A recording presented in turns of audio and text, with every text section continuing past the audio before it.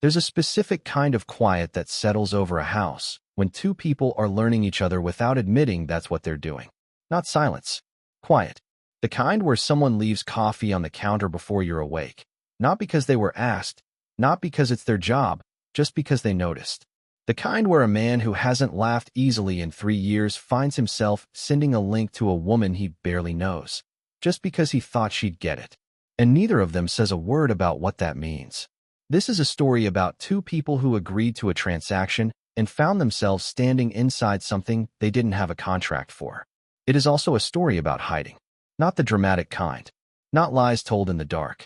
The kind that starts as self-protection and quietly, over months, becomes its own betrayal. Because here's what nobody tells you about keeping secrets from someone you're learning to love.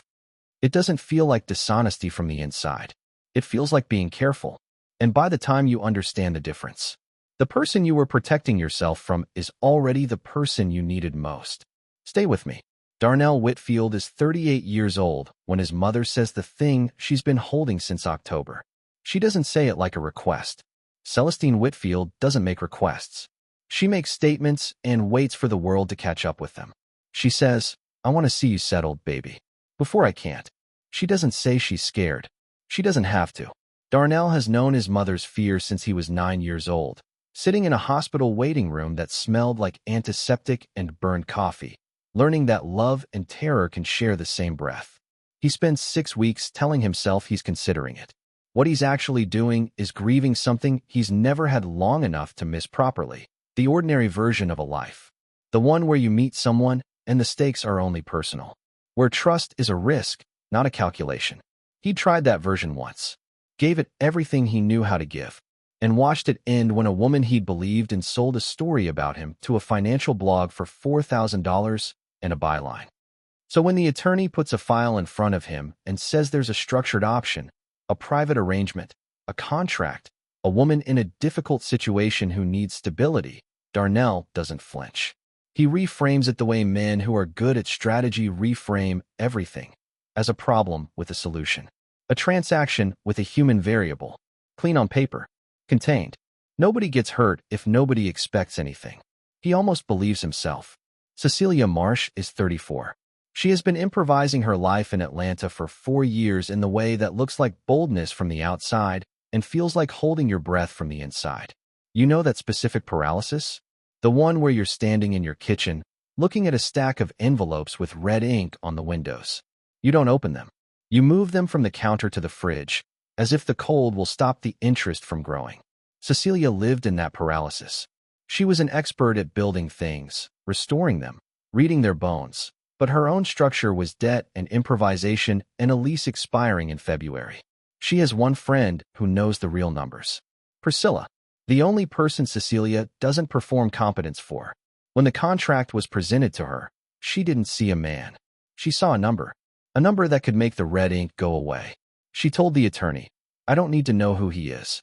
I just need to know the terms are real." She signs because February is coming, and because she has always been better at moving than at waiting. She tells herself the arrangement is practical. She tells herself emotions are a choice. She tells herself a lot of things in the weeks between signing and the morning of the civil ceremony, when she arrives at a courthouse in Buckhead and sees Darnell Whitfield for the first time. She does not know who he is. She only knows he's standing by the window in a charcoal suit, not expensive enough to be careless, not cheap enough to be convincing. And when he looks up, he holds her gaze for exactly 1 second longer than a stranger would. And something in her chest that she's very good at ignoring makes a sound. The first month is the arrangement working as designed. They are polite. They share a house in Buckhead. She takes the east-facing room on the second floor for her studio.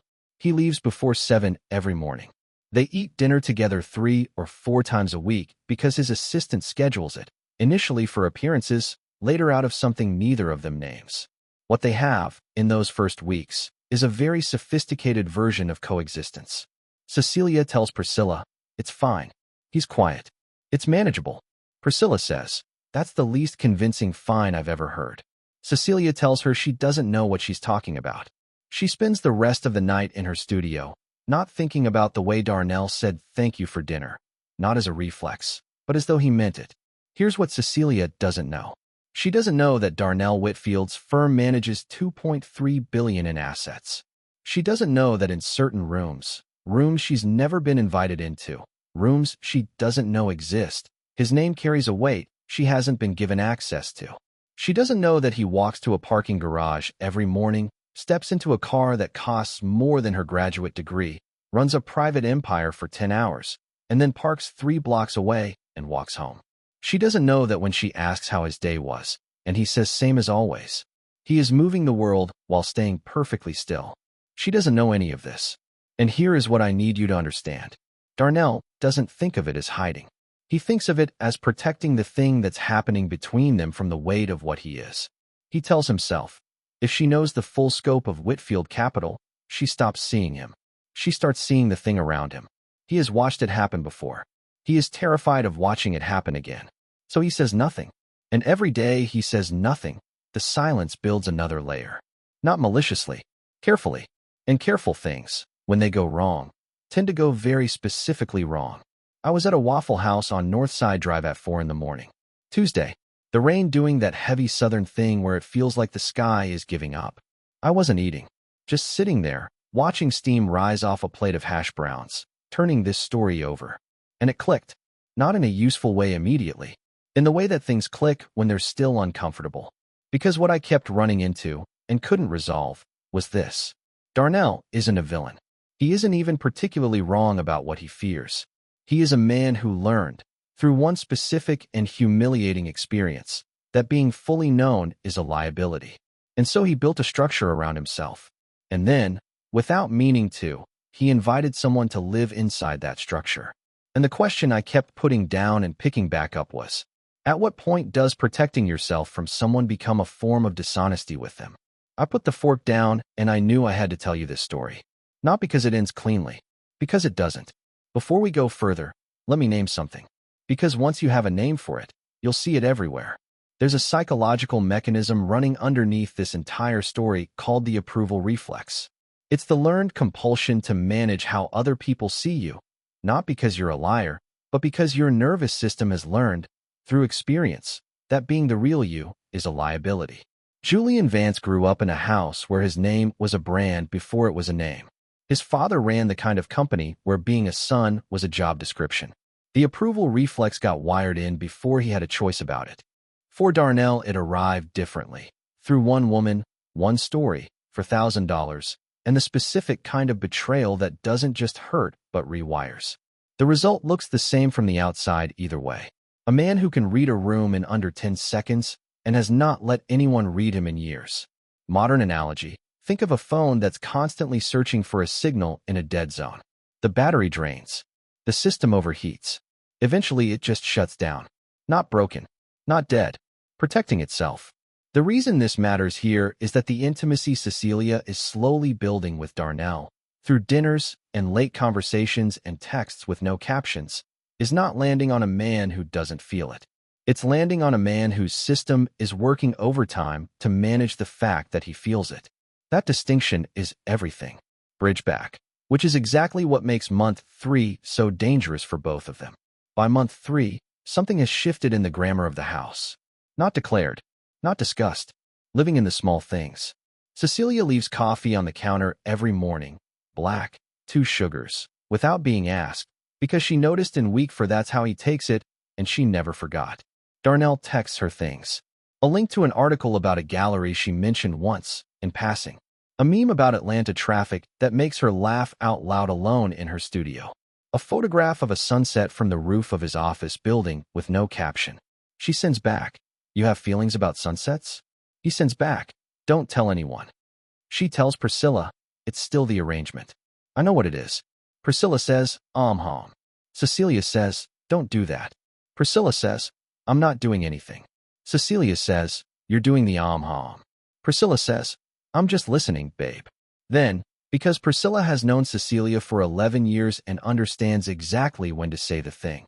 "You left coffee on the counter for someone, Cece. You don't do that for transactions." Cecilia doesn't answer.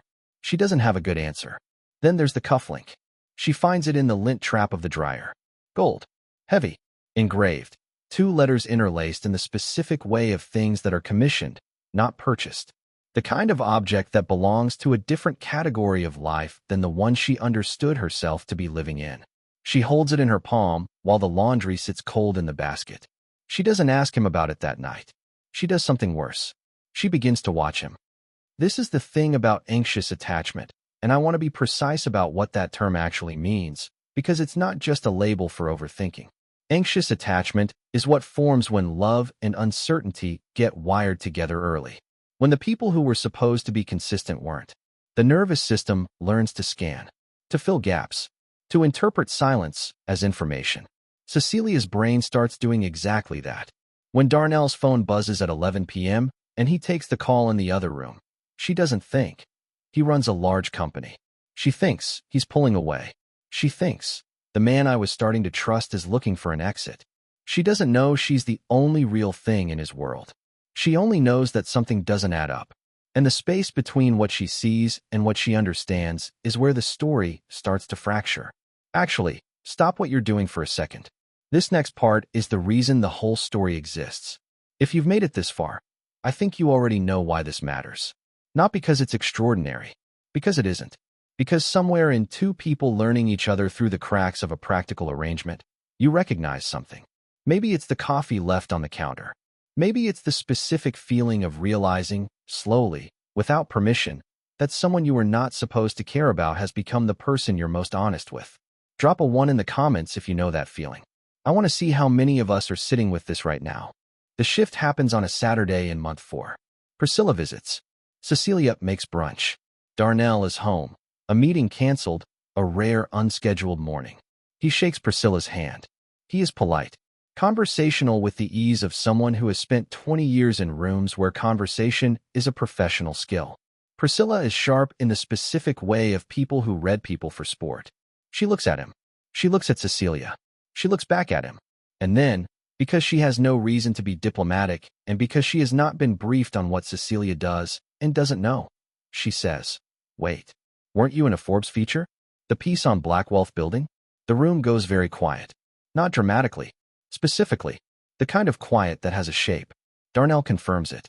Quietly. With the manner of a man who has confirmed things in difficult rooms before. Cecilia doesn't say anything. She picks up her coffee cup. She takes a sip. She looks at the window. And Darnell, who is very good at reading rooms, watches her face. And sees the thing he was most afraid of. Not anger. Not betrayal. Something quieter and harder to resolve. The specific expression of someone realizing they were the last person to know something about their own life.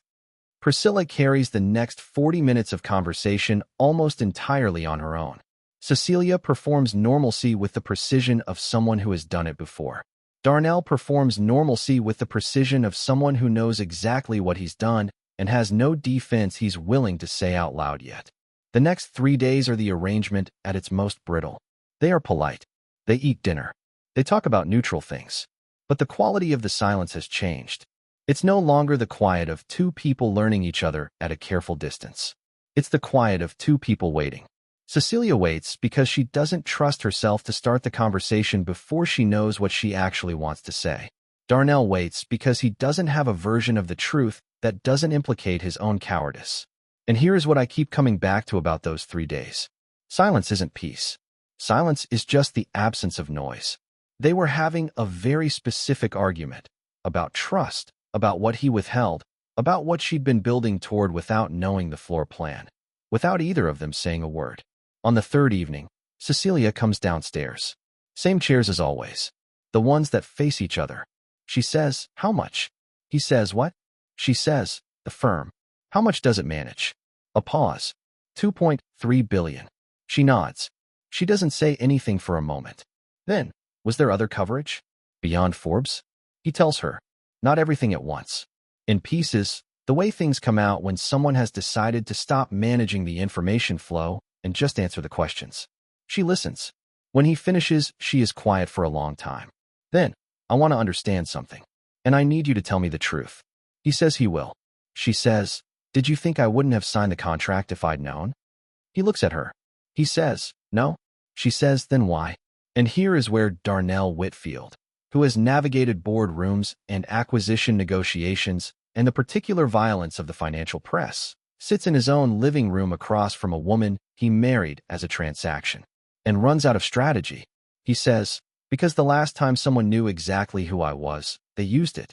He says, and I wasn't ready to find out if you would do the same. He says, that's not your fault. I know that's not your fault. I'm telling you why, not making an excuse. Cecilia looks at him. A long look. The kind that isn't making a decision. It's taking inventory. She says, you were protecting yourself. He says, yes. She says, from me. He doesn't answer. Because the answer is yes and no, and both of those things are true and neither of them is simple enough to say in one breath. She stands. She says, I need to think. She goes upstairs. She doesn't come back down. I almost wish I could tell this story without the ending.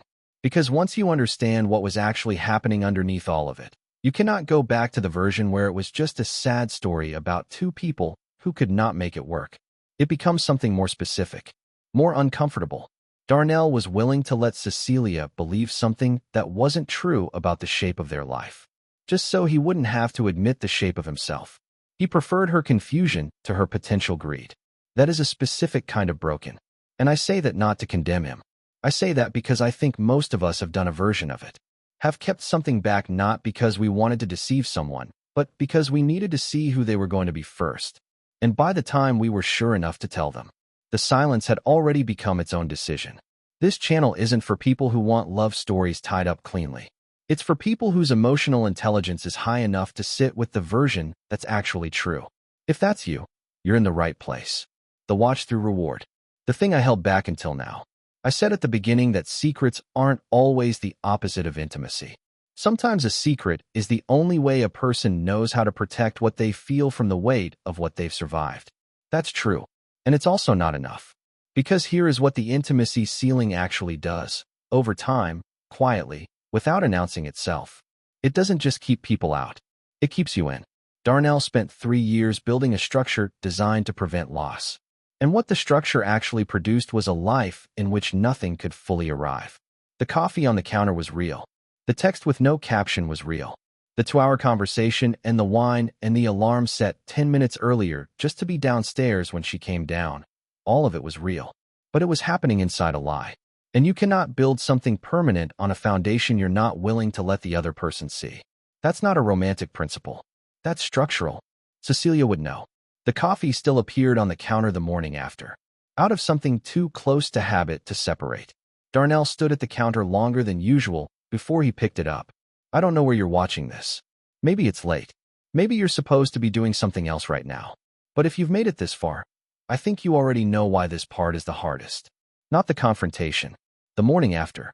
The moment where you have to figure out if what you're building is strong enough to survive the truth of how it was built. Celestine calls on Sunday. Not Darnell. Cecilia. She introduces herself. She says, I know my son doesn't know I'm doing this. I'm not calling to interfere. Cecilia waits. Celestine says, I raised a man who learned to protect himself before he learned that protection and love aren't the same thing. That's mine as much as his. I want you to know he knows the difference now. A pause. I also want you to know that whatever this arrangement started as, it's not that anymore. I can tell. Mothers can tell. Cecilia says, he should have told me. Celestine says, yes. She says, that's not a small thing. Celestine says, no, it isn't. Neither of them speaks for a moment. Then Celestine says, quietly, but you already know that, baby. You're still in the house. Cecilia doesn't have an answer. Because it's true. She is still in the house. She didn't leave. And that undramatic fact, that quiet, specific choice, is the most honest thing she's said to herself in months. The night Cecilia comes back to the conversation, really comes back, both feet in, it doesn't start with a speech. It starts with Darnell in the kitchen at 11 p.m., making the specific kind of late-night food that means he hasn't eaten properly all day. She comes downstairs. She leans in the doorway. She says, your mother called me. He turns around. The look on his face is something she doesn't have a word for, mortification and hope occupying the same expression simultaneously. She what? Last Sunday. Cece, I did not ask her to. I know. She told me. He stares at her. She says, she told me you know the difference between protection and love. He is very still. Do you? A long pause. He sets down what he's holding. He says, I'm learning it. Slowly. Late. I'm aware of that. She looks at him for a long moment. Then she says, I didn't marry a stranger. He waits. She says, I married someone who was so afraid of being known that he made himself into a ghost. And I spent 4 months living with a ghost and leaving coffee for him and not understanding why it always felt like I was leaving it for someone who was almost there. He doesn't have an answer for that. She isn't asking for one.